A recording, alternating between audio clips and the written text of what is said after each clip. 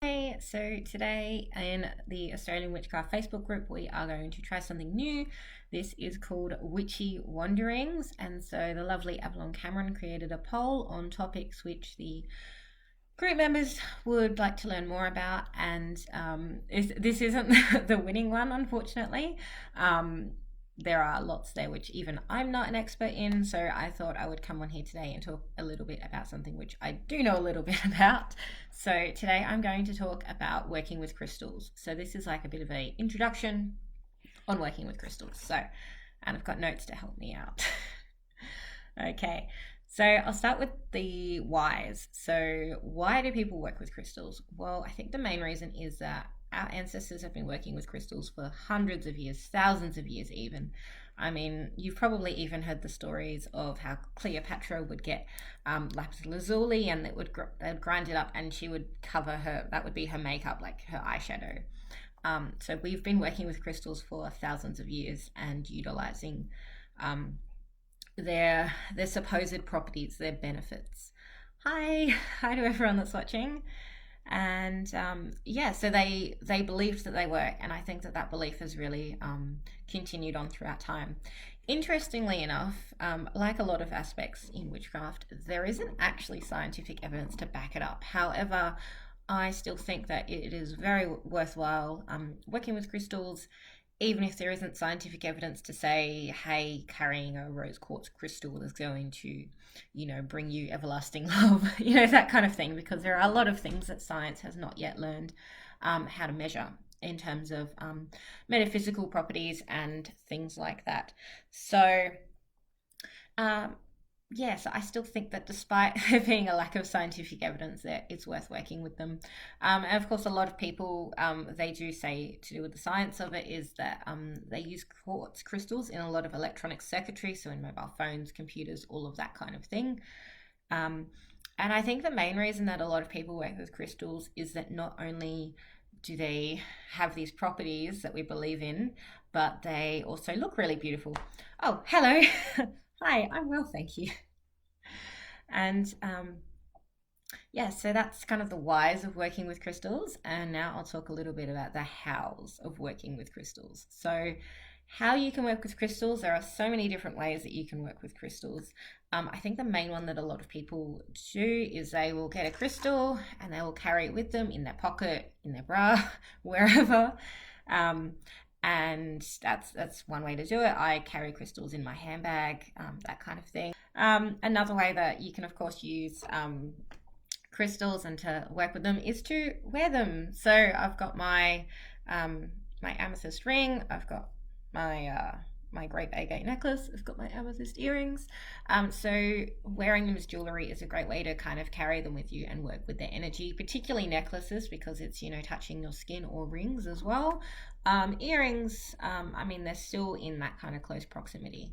Um, yeah, so jewelry is another way you can work with crystals. And a way that I really like is I actually grid my rooms and my house with crystals. So I tend to go for my larger chunks, and I keep them in the corners of my room. So here I've got a smoky quartz behind my computer. Behind me is an amethyst cluster.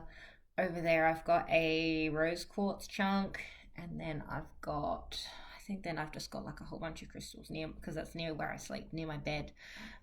So yeah, I actually grid my spaces with crystals, usually the larger chunks, but you can use whatever you have. If you've only got small tumblestones, completely fine. You can also make crystal grids. Now, crystal grids differ in that usually you're choosing a range of stones which all have a similar kind of property. So, if you're making a crystal grid to attract money into your life, you would go for those stones which are good for abundance and butterfly. Just butterfly flew past my window. And all of those stones which are good for working with money, so things like pyrite and jade and green aventurine and things like that. And you would get all of those stones and then you would place them. That's kind of hard to show you in a in this kind of view, but you would place them in a formation. So you might make kind of like a mandala shape, all sorts of different shapes. If you look up crystal grids online, you will see there are so many books, and I think there's even card decks. There are so many different resources on how to make crystal grids. If you would like to dive deeper into that, and I could even do a video on that later on. I know Avalon's got a great video on it, however, I think it's part of her Patreon coven. A lot of people now as well are also using crystals to charge their water. So those crystal water bottles are really quite popular. Having said that, I would make sure that if you get one, you are getting it from a reputable, reliable source. I would not buy them off eBay or Wish or any of those places, because first and foremost, you actually don't want your crystals touching your water. And the reason for that is that crystals are porous surfaces. They have cracks in them, and cracks cracks are breeding grounds for bacteria. Crystals can have microscopic pieces of dirt that you don't know about them on there, and you don't want any of that in your water that you're drinking. So the safest way is if you get crystal water bottles that either have like a container at the bottom where you can put tumbled stones, or if they've got, it looks like a point, but you can put other crystals in there, or even if the point has just been sealed with glass around it, like that's fine.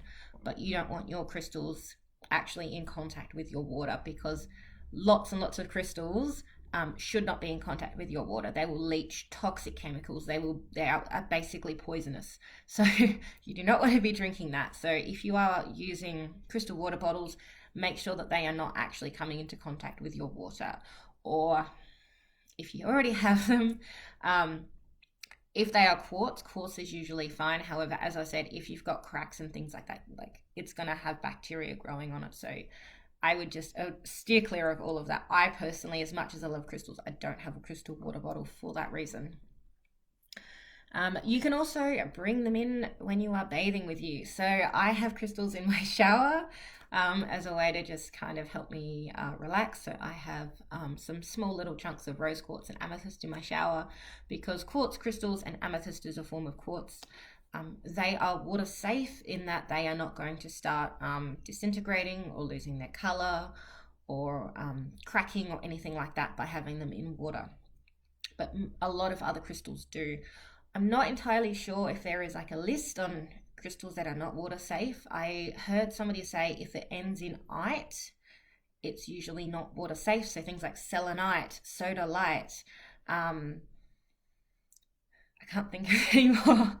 But all of these crystals that end in ite apparently are not, like, do not put them near water. Oh, there's comments here.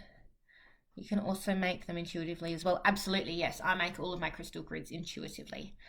So, and you can also add them into things like spell bags and charm bags. So you might create like a little bag, kind of like the Fairy Sarah talisman video that Avalon shared last night, which I'm gonna make later on.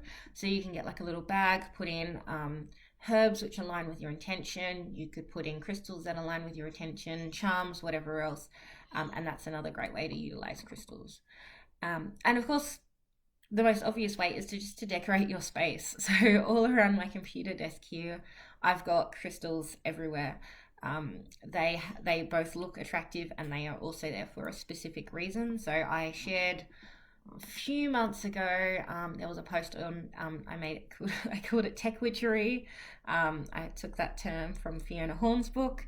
But the idea is that I actually have a crystal grid near my computer. So I use that as a way to kind of protect me from negativity, which tends to happen. Not that often, but it does happen. So yeah, I have that as like a grid around my computer, just to make sure that negative energy from online is not coming into my space. Because of course I have my altar right there.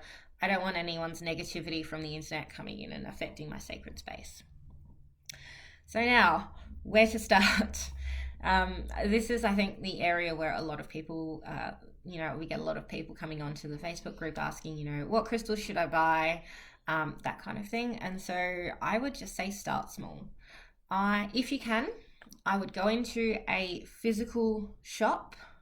So there are a lot of crystal shops around the place. If you're not sure of where any are located, you can pop up a question on the group, or you can actually use the group search and you can find, metaphysical shops, crystal shops around your area. Also, if you live in one of the states which has a mind, body, spirit festival or body, mind, psychic festival, same thing, slightly different name. They always have crystal resellers there as well, so that's a good place you can go. And the reason it's good to actually go there in person is that you can feel which crystals you are drawn to. So you can go there and you can go, oh, I'm feeling like I need to go hold this stone and maybe take that home with you. So that's a really good thing to do to get started. I wouldn't go for the big pieces straight away. I would go for the small tumblestones. Like this kind of thing was like maybe $4. Um, this I bought online was like $2. Depending on where you go will depend on what price you pay. I'm well aware that in terms of like the retail climate, like bricks and mortar stores, you might pay a little bit more because they have to cover for rent and staff and things like that. But that's where I would start. And then when you know what kind of crystals you want, that's when you might start buying crystals online. Having said that, you can absolutely find crystals that you are drawn to online. I have bought many of my crystals online because I have seen them and I've gone, oh my goodness, I need to have this. Like, oh, this is a purple fluorite sphere. And the moment I saw this on Instagram, I went, I need this. I need this.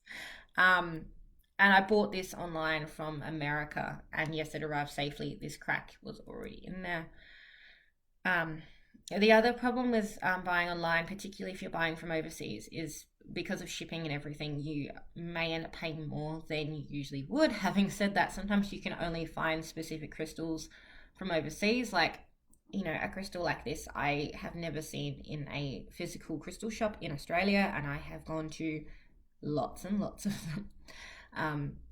So that's just a consideration. But if you're just starting out buying crystals, I wouldn't suggest that you go looking at all these amazing crystals that they sell online because, one, you'll send yourself broke, and two, you really don't need like huge, beautiful crystals to really work with them. You can absolutely work with smaller crystals, and even you don't need to get tumblestones. A lot of them kind of more rough pieces. So like this is black tourmaline, this is stilbite. These are really cheap. This one was like $12 maybe. This one I think was like, I don't remember, $8. This one again not very expensive either. I've actually as well, I've got a huge chunk of amethyst, and I might even grab it to show you. And that was $8. I'll show you. Like this giant chunk of amethyst, because it's not polished, because it's rough. It's actually really heavy too. This was $8 from one of my local crystal shops in Adelaide. This was from Crystal Wave in Grange. $8. It's massive. So yeah, you absolutely don't need to spend a fortune on crystals.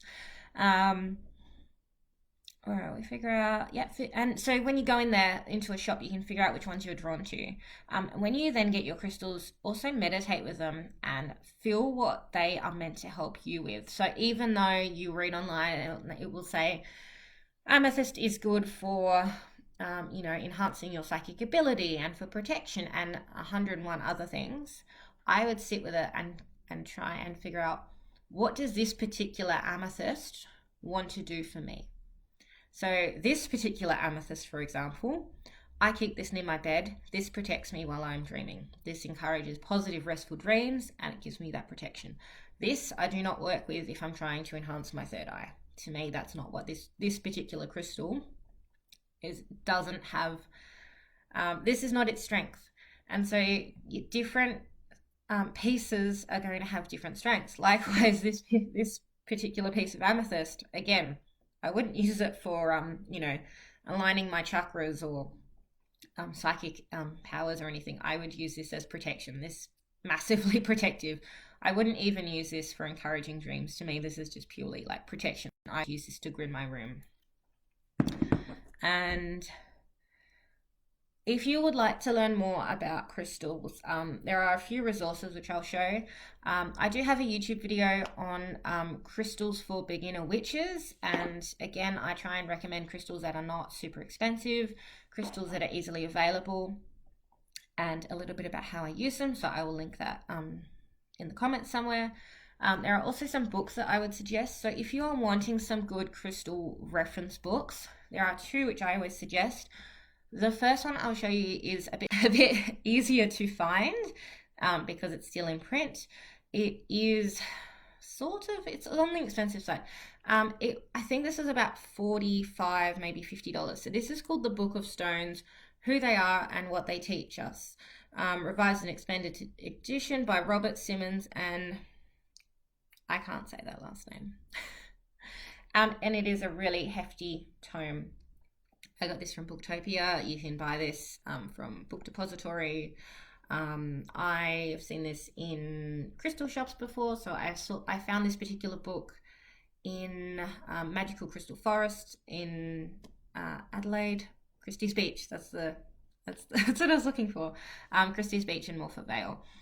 That's where I actually found this book, and I read through it in store and I went, oh my gosh, this is amazing. I need this. This is my favorite crystal book that is still in print. I know that a lot of people go for the Crystal Bible. I would just tell you right now, I have read the Crystal Bible. I've had them in the past. The Crystal Bible is a word-for-word rip-off, of this book, which I call this Great Big Purple Book. So this is, if you were into witchcraft in the 90s, this was the book that every single metaphysical shop owner had on their counter to tell you about crystals, where they photocopied information out of. This is Love is in the Earth, A Kaleidoscope of Crystals by Melody. It is no longer in print. You will be able to find this secondhand in varying conditions. Some of them look almost brand new. Some of them are very worn. They are not cheap. They go from anywhere between $80 and $200, depending on the condition and who you're buying it from, all of that kind of thing. If you would like to get a copy of this, I would say keep an eye out on eBay and also the Tarot Buy Sell Swap groups. It does occasionally come up on there. But basically this one, I'll just show you to compare. This one actually has pictures in it, which is quite nice and helpful if you're starting out. This one does not. This one is just purely text. This is like a reference book. And again, this is massive. This is a little bit more comprehensive, but I understand that not everyone can afford this, and I would probably only get this if you are really, really interested in crystals. So those are my two reference books. The next one that I would suggest that you take a look at, this one is quite nice because it's on ebook and it's quite affordable. There we go. I'm trying to show it off my tablet. It's called Crystal Lore, Legends and Myth. It's by Athena Perrakis, who actually runs Sage Goddess, and it talks about crystals in their uses throughout history and a bit about their myths and legends. So like, about Cleopatra and how she used lapis lazuli, how different cultures around the world use crystals. The last thing that I will recommend, since this is already very long, so much for short videos, is so there is a really well-known crystal expert, I will call her, called Hibiscus Moon. She has a YouTube channel, but she has a blog on her website, which is really good. So if you look up Hibiscus Moon blog, it will pop up. She talks a lot about crystals, things to look out for, particularly in regards to like fakes, people which are coming up with like basically names so that they can overcharge for crystals for what they are. There's a lot of really good information on there. I think she might even have ones on like which crystals are water safe, all sorts of things. I'll try and maybe find some of my favorite blog posts and share them in the comments here.